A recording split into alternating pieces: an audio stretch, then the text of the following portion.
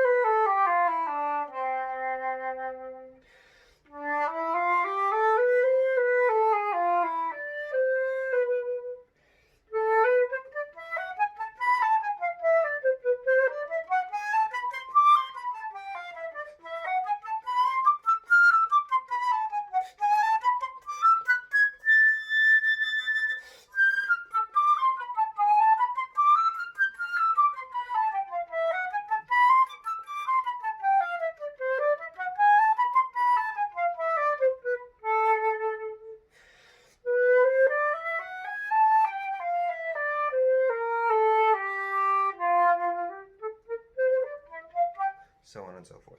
Now, in that example, going from the A minor down to F major, I like to take whatever articulation you were doing, and in that last bar where you are transitioning from minor to major or major to minor, you slur them.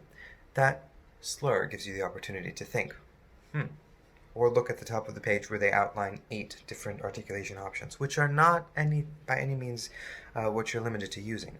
Your imagination is the limit. Also for these, I recognize that this is not in the typical all-state pattern of scales. You could certainly implement that kind of a rhythmic pattern into these. Really, truly, the sky is the limit. These are just a guideline for you.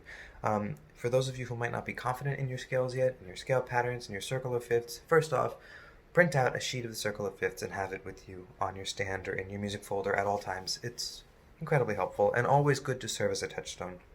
But an exercise like Taffanel and Gaubert 4, where every major and minor scale is written out for you and you don't really have to think about that pattern, you're still putting it into your muscle memory.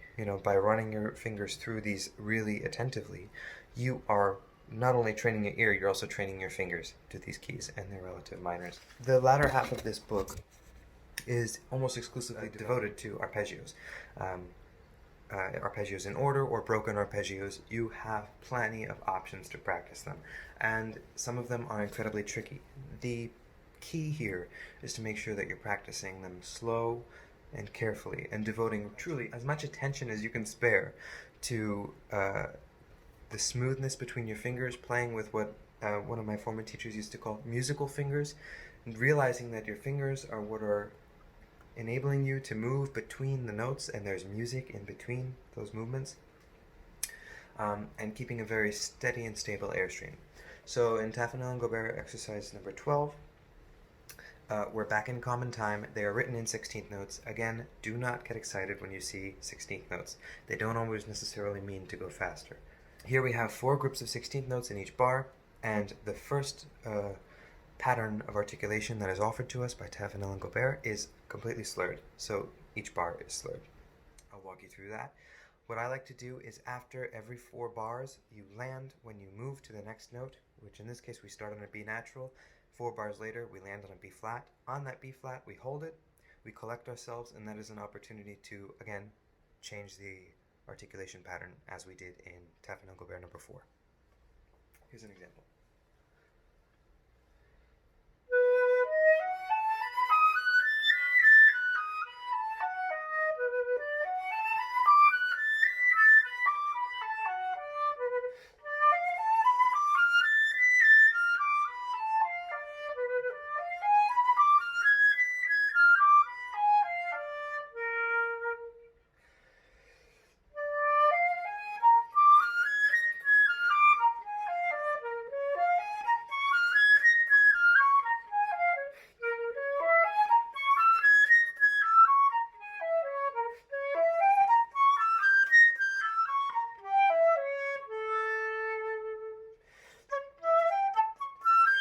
So on and so forth. So in this case, what's very challenging is to avoid cracking in between the notes. In the first and second bars together, you notice the problem interval will be the F sharp to the A. High F sharp is a notoriously unstable note along with high E natural, and it's always beneficial to give a little bit of extra attention to those notes because there will always be problem notes. You don't want to pinch, pinch, pinch when you're especially up in these high registers, so starting out on that first note, that middle B, and getting a very open mouth, very open torso here, very relaxed. Again, no tension present. Keeping your entire mouth cavity open and resonant so that that note sounds as beautiful as it can will help you when you go into the high register not introduce tension. So just think open from the very beginning and stay that way. Don't do this. Nothing sounds good that way. And from that, what I was just doing as an example was to push here, was to pinch even further the airstream. Actually, think even more open the higher you go. And try to negotiate the high register internally with the space of your mouth. Think very open.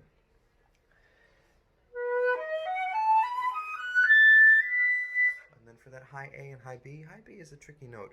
I like to, again, aim the air downwards and keep the airstream as open and free as possible. So there you have Taffanel and Gaubert's scales and arpeggios. I hope this is a nice entry point for you to continue your exploration of these very fun, very challenging, but very rewarding exercises. Until next time.